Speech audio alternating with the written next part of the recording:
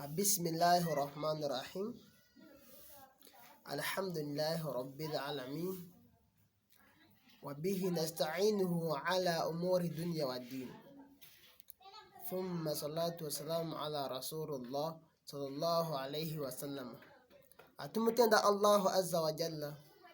Tumusaba Allah tabaraka wa ta'ala asokusasira ebyengera n'emirembe ku nabbi waffe Muhammadin sallallahu alayhi wa sallama. Olwaleero tugenda kulaba ku bintu ebina nabbi waffe Muhammadi sallallahu alayhi wa sallam yagamba nti mina saada, nti ebintu bina byakwesiima singa obeera ng'obirina oba weesiimye. Era n'abeera nga kale waba tugambye bw'ati aba tukubiza okubeera nga tukola nnyo mu nsi muno okubeera nga tubifuna. Nike singa oba ofunye ebintu bina nabbi yagamba nti byakwesiima. Hadithi eva ku Ismaila buni Muhammadi buni Saadi buni Abi Waqasi nga naye ajija ani abihi ani jaddihi qala. Hadithi ya Ismaila naye ajija ku Muhammadi ibn Waqasi, najja ku buni Saadi najja ku buni Waqasi, then najja ku taata we n'agamba nti jjajja we yagamba nti qala rasulullahi sallallahu alayhi wa sallama. Yatutegeeza nti qala rasulullahi sallallahu alayhi wa sallama arba'a min as-sa'ada, gamba arba'a min as-sa'ada: al-mar'atu as-salihah wal-maskan al-wasi' wal-jari as-salihu wal-markabu hani'a. Yagamba ebintu bina nabbi waffe Muhammadi yagamba nti arba'a min as-sa'ada, nti ebintu bina byakwesiima. Singa omuntu aba abifuna ebintu bina abeera yeesiimye, n'atandika kimu kimu n'agamba nti ekisooka al-mar'atu as-salihah, al-mar'atu as-salihatu, omukyala omulongoofu, omukyala omulongoofu. Nabbi yagamba nti singa omuntu aba afunye ebintu bina mu nsi muno abeera yeesiimye, n'agamba ekisooka nti al-mar'atu as-salihah, omukyala omulongoofu. Omukyala omulongoofu, hadithi mpitirivu nabbi waffe yabeera ng'amwogerako. Lumu yagamba nti ad-dunya kulluha mataa'u, n'agamba nti wa khairul mataa'iha al-mar'atu as-salihah, nti edduniya eno is full of enjoyment, ejjudde byakweyagala nabyo. Duniya eno ejjudde ebintu byakwewunda, byakweyagala nabyo, kunyumirwa leifu. Naye nabbi yagamba nti wa khairu mataa'iha, ekikyasinze okubeera nga the best enjoyment ku duniya kuno eno, ekikyasinze okubeera nga kyekisinga mu ebyo ebyokweyagala nabyo, nabbi yagamba nti al-mar'atu as-salihah, omukyala omulongoofu. Ng'otaddemu emmotoka, amayumba, byolaba ebinyuma mu duniya muno, ebinyumo biyitirivu. Yagamba nti singa ofunamu al-mar'atu as-salihah, kyekisinga all enjoyment ku duniya kuno eno. Omukyala omulongoofu yaliwa? Abasinga obungi omukyala gwe bawogerako, nate bwe bagamba omukyala, naawe omukyala togamba oti naawe kwonoonye mukyala mulongoofu. Nedda, mpozi gwonoonye okuba, naye gwe oba onoonya musajja mulongoofu. Ffe tunoonya abakyala, ate gwe omukyala togamba kati ffe batugamba ki, ffe tunoonya eki? Naawe olina okunoonya omusajja omulongoofu. Al-mar'atu as-salihah nabbi yabeera nga amutenda ebitendo ebyenjawulo biyitirivu, kubanga ky'osooka okumulabirako husnul imaani, omukyala abeera nga alina obukkiriza obutuufu, obukkiriza obulungi, nga mukkiriza. Naye nga nabbi yagamba nti omukyala omulongoofu eri bbaawe, n'agamba nti in amaraha ataa'atuhu, singa oba omulagidde olina ky'omugambye okola, omukyala oyo ng'akugondera. kyekimu ku bitendo by'omukyala omulongoofu. Ekyokubiri nti wa in nadhala ilaiha savratahu, singa aba amutunulidde ng'amutunuddeko bw'ati omukyala oyo ng'amusanyusa, tunula mukyala bw'ati n'ogamba masha Allah, nga naawe akuwa essanyu ng'akusanyusa, si kuba na muntu nga otunulako bw'oti oba oyagala nakaaba, tunula nga ayagala ogenda mutoyi nga talina kyakubako yadde ng'ali awo bw'atyo, wabula omukyala nga omutunulako bw'oti oyagala nakumuggyako liiso, oba oyagala atlisti obeere nga otunulira oyo olunaku lwonna nga oli masha Allah, nga Allah yampa ekyengera. N'agamba ekyokusatu nti wa in ghaba anha, singa oba obuzeewo ng'ovudde waali omukyala oyo hafadhatiha, abeera ng'akwekuumira, ng'ayeekuuma n'akuuma n'ebibyo, akuuma emaali yo, amaka mulungi, n'abeera nga tava waka, n'akuuma n'ebibyo, naye mwenyi n'akwekuumira, si kubeera nga yeejajaamya ovaawo ng'omulala ayingira naawe n'oyingira, omulala n'ayingira naawe n'oyingira. So nabbi yabeera ng'atugamba nti ekikyasinze okuba ekyebbeeyi mu byebbeeyi by'edduniya muno ye mukyala omulongoofu. Naawe omukyala bambi noonya omusajja omulongoofu, omusajja agenda okwongera ku ddiini yo, nosanga omuntu nga oluusi kale abakyala nga yakaluba omutima kizibu nnyo omukyusa, naye ate ofuna omukyala nga mulongoofu kalina imaani, naawe akukyusa. Kobenga obadde okyalimu embeera oba za bwenzi oba toyagala kusaala, omukyala oyo akufuusinga mpolampola n'oteera, naye ate omukyala oluusi muzibu.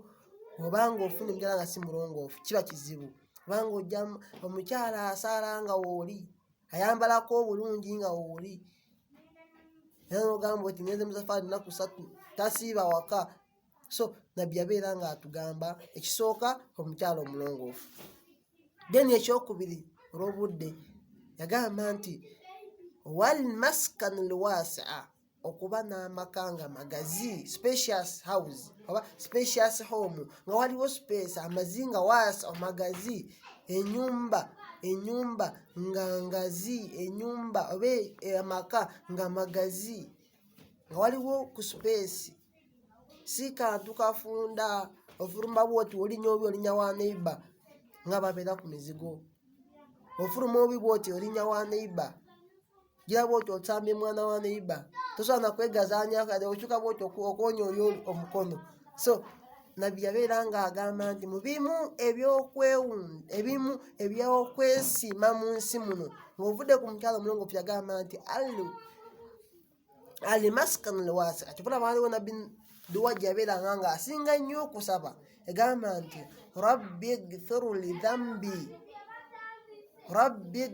li dhambi wa wasi'li fi daari wa barik li fi riziki. Duwa eyo yali agisaba nabbi waffe Muhammadi, agamba nti rabbi ighfiru li dhambi, ayi Allah nkusaba onsonyiwa amadhambi gange, wa wasi'li fi daari, ongaziizo ekisulo kyange wensula obeere ng'ongaziikizaawo, mbeereko ne space ey'okwekyusa. Naye n'obeera awaana osobola kwambulako noyambalako vesiti olw'okubanga wali wonna bakaneiba baani osobola kutulako wabweru awo bajja kuba akutunulira. Nagamba nti wabariki li fi riziki, onteere baraka mu byonga biridde, mu riziki yange onteeremu baraka. So nabbi yagamba ebintu nti arbaa mina saada, bintu bina byakwesiima. Nagamba almar'atu saliha, omukyala omulongoofu. Naawe omukyala gamba omusajja omulongoofu agenda okwongera ku ddiini yo, agenda okuyigiza, kubanga buvunaanyizibwa bwa musajja okwisomesa mukazi we, naye n'ofuna omuntu talina kyasobola nakwongerako mu ddiini. Mwami nsaba Allah abeere nga atutaasa ffenna, akuwa omuntu nga tisikyakwongerako daraja, akulinnyisako eddala mu kumanyako, akwongerako at least aba mu mpisa aba mu neeyisa, ng'akusembeza eri Allah osobole okufuna ejjana. N'agamba ekirala nti wal maskan wasi'a, ekyokubiri okubeera n'ekisulo oba n'ennyumba nga ngazi, nga waliwo space. N'agamba ekyokusatu nti wal jaaru assalihu, n'omulirwano omulungi.